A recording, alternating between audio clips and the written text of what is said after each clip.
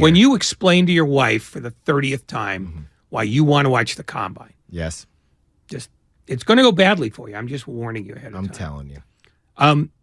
Maybe we can save you, though. I won't bring up the combine while we're talking to Baxter Holmes of ESPN, who did a long and I would say exhaustive piece on Damian Lillard and his place in Portland, his place with the Blazers, his place in the league.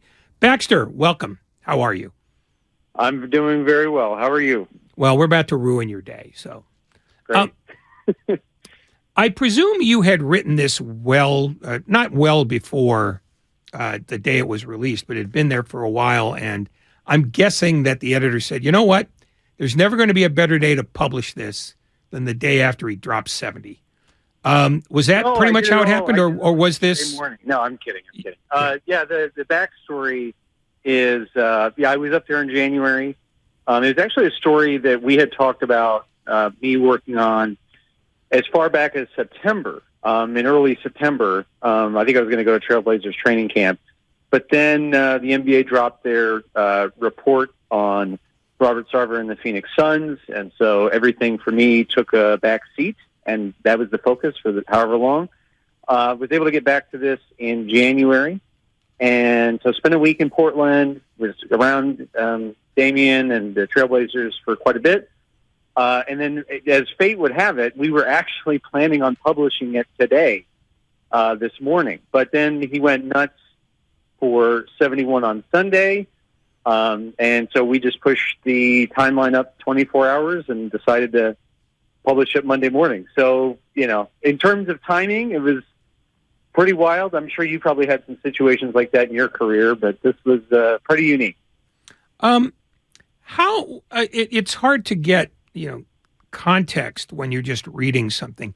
Did he sound like he has fully wearied of the why won't Dame ask for a trade to a contender debate? Or is he so secure that it doesn't matter how many times it's asked, he knows what he believes and what his answer is? He sounds at peace and kind of like at a place of security and knowing like what he's done and where he kind of stands in the league and everything else. And also understanding that, to win a championship is obviously incredibly difficult. It requires luck. It requires, a million things have to break right. In the piece itself, I talked about the Blazers' only other championship and how at the time they were the youngest team ever to win, and they seemed set up for a dynasty and were rolling along the next season. Then boom, Bill Walton breaks his leg or breaks his foot. Sorry, and then that's it. Their dynasty was over, or the dynasty that never kind of was. So he understands how hard it is and all of these things, but he seemed at peace. I didn't get a sense of like him being.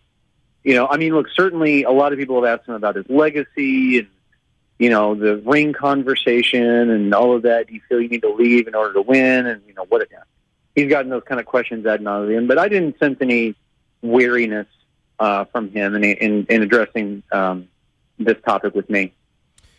Baxter, in the piece, Dame talks about a couple different players, how they moved and where they're at in their careers now, like Russell Westbrook, and how he moved, and now he's been scapegoated with the Lakers and a lot of different things, and the negative parts of leaving and when it doesn't work out.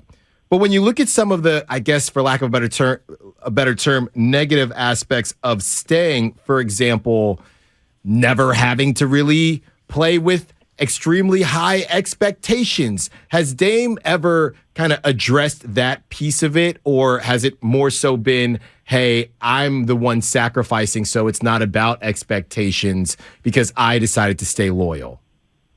Well, it's twofold in some ways, or it's multifaceted, I should say. Like on the one hand, as a GM pointed out in the story, look, and as I noted up top, his loyalty to the Trailblazers is being handsomely rewarded. Mm-hmm. I think in the last year of his contract, the current one that he's on with the extension, he stands to make as much as, I think, $63 million in a year. So, the money and the is certainly there. But I don't think that he thinks about it in kind of the way that we're discussing it, like that you can essentially stay too long. I think he really appreciates the connection that he has with the city, with the fans, with being able to perform for them on a night-to-night basis, being involved in various charitable efforts in the community, being able to look up in the stands and see a lot of his family members, many of whom have moved up there, being able to see his jersey around the city, and certainly all throughout the stands, and then seeing it at other places. He appreciates that bond. He is, some could say he's like loyal to a fault, but he ties a lot of that back to his upbringing in Oakland and his family's the kind of lessons that they preach to him. Some, one of which is like the grass is not always greener. People throughout people in the organization had told me like that's one of his tenets that he kind of lives by, is that the grass isn't always greener, and you can think that you're leaving for something better, but in reality, like you might not be, and maybe the thing that you have in front of you is a great thing, but that maybe you don't realize it. So he seems pretty grounded in that way. Does he ever seem the sort, if he's a believer in the grass is not always greener, about taking a more active hand in making the grass that he's standing on greener, meaning become sort of a more aggressive figure of the front office, is go in and say, hey, let's do this, let's do that. I hesitate to say be more like LeBron or Kevin Durant, but that's almost what it would take if you're going to stay where you are. The temptation, I would imagine, to become a de facto general manager would be pretty significant. Yet he seems to have, declined that opportunity. How do you sort of walk us through that? Yeah, look, as you were talking, I immediately started thinking of guys like LeBron and Durant. And there's certainly been other star players who've really taken agency over the construction of the roster and have talked about that. And I don't want to say in some ways they're like pseudo GMs, but it's clear that they wield a lot of power in that way. His relationship with Joe Cronin, who, like Dame, has only ever been in Portland. He worked his way up, I think, from a scout to now a GM, which is pretty unusual. You usually have to leave and go somewhere else to kind of move up the ranks. But he's done it all in that organization. And he said, look, he said that Dame does work very close with him, and particularly he talked about how Lillard really wanted to understand how the salary cap worked and like what kind of mechanisms the team had at its disposal to add players, like different kinds of extensions and whatnot. And then their GM said, he in some ways now, like, he understands the salary cap as well as I do, but they're in close communication. But he said it's never felt adversarial. Like he is trying to push me or push the team to, to make certain moves that he thinks are fit. Like he empowers us. He trusts us. There's a good level of trust between him and Joe. I don't think it's like a situation where, I think in Durant, there was talk about whether the star players were putting pressure on Sean Marks to potentially oust him in some ways. But that has not been the case in Portland now. But the other side of that coin is that the people who I talked to there said, look, we all feel a sense of urgency and kind of a desperate sense of urgency to try to get him a championship in some form or fashion before the window of his prime closes. Like, we want to get that for him. He deserves that. And so we're going to try to do everything we can. Now, I don't know what the path to that looks like. I've had different GMs say they're one move away. Like Toronto was able to acquire, they had like a solid team to get Kawhi. Boom, they can win a title. I don't know if that's a completely fair comparison, and I don't know who necessarily they could get to put them over the hump in that way. But the relationship between Dame and the front office has been solid. He does, he's involved, but I don't think it's adversarial or that he wants it to be adversarial. I think he trusts Joe, and their relationship goes back a long way. Baxter, you bring up Damian Lillard's connection to Oakland. You brought it up earlier in our chat right here and also in the piece, and how he wears the number 0 for Oakland. Can you speak about his current connection to Oakland with the charities and things like that? And yes, I have to ask, even later in his career, we know he wants to stay in Portland, but if it was later in his career, could you ever see him coming back and wanting to play for the Bay? I mean, it would probably depend. I'm trying to think. So he's 32. I think his contract runs out in the the end of the 26-27 season. So, I mean, it's really a question of like, does he, where is he at physically at that point? How 5 years down the line or whatever it is. I'm not sure. So I will table that for now. But to the other part of your question, look, he still has a lot of family there.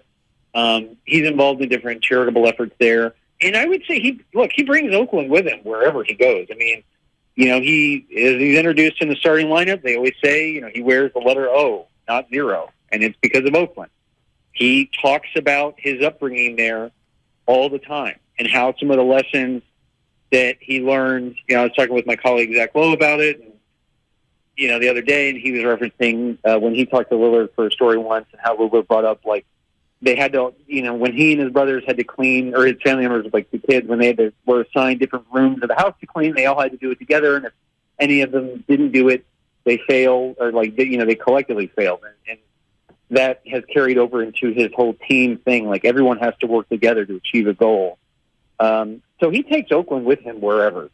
His roots there are very deep. He goes back. I think my colleague Mark Spears, though I know you guys know well, did a great story where it talked about this particular lunch that he does there, or this particular event. Sorry, and so yeah, look, he is Oakland's own, and that will never change.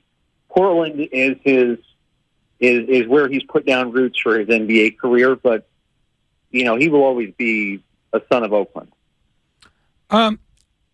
Broadening this out to the Blazers as a whole, they've sort of been on the fringe of the play-in tournament all year long. Is that who they are as a team, or have they been unlucky in some ways, and that maybe they're a better team than they look? Who are they really? Damian Lillard aside, who are the Blazers at this point? Yeah, I don't know that right now that they're anything other than what we see and what their record says they are. You could say, have they had bad luck with injuries or this or that, and maybe they should be way better.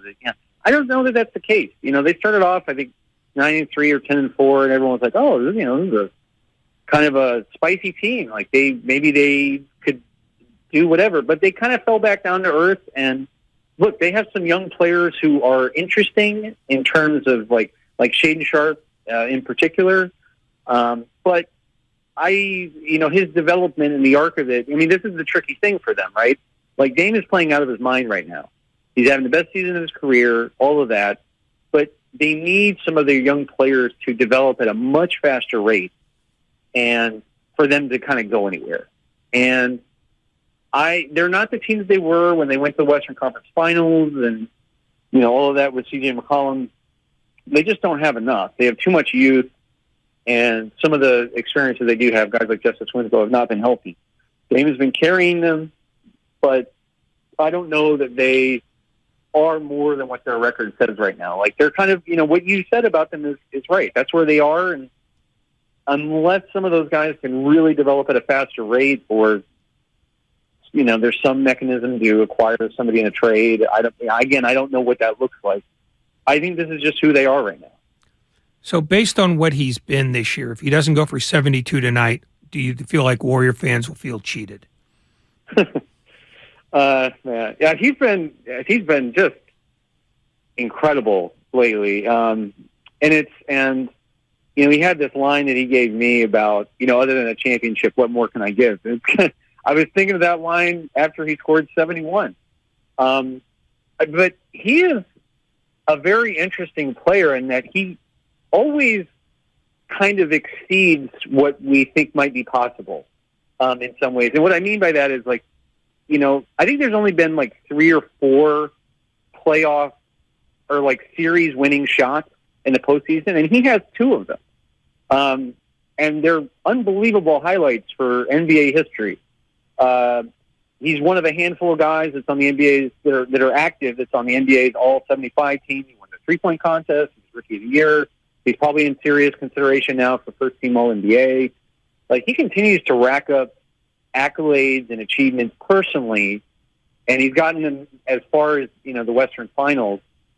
But and he seems to be shooting at a range that just gets deeper and deeper, and it's like him and Steph are in a category of their own in terms of the range that they have and the confidence, certainly. I'm very interested. I don't know where he can go from here, though. Like, is that the best game he'll ever play? It's hard to top, but it seems like nothing's impossible for him either. Baxter Holmes of ESPN wrote an exhaustive and really superb piece on Damian Lillard and his legacy, and Lillard and the Blazers are in town tonight to play the Warriors. Baxter, thanks for your time. We much appreciate it. See you soon for a drink. Thank you so much, Ray. I appreciate the kind words. Thanks you guys for having me on. All right. Thanks, Baxter.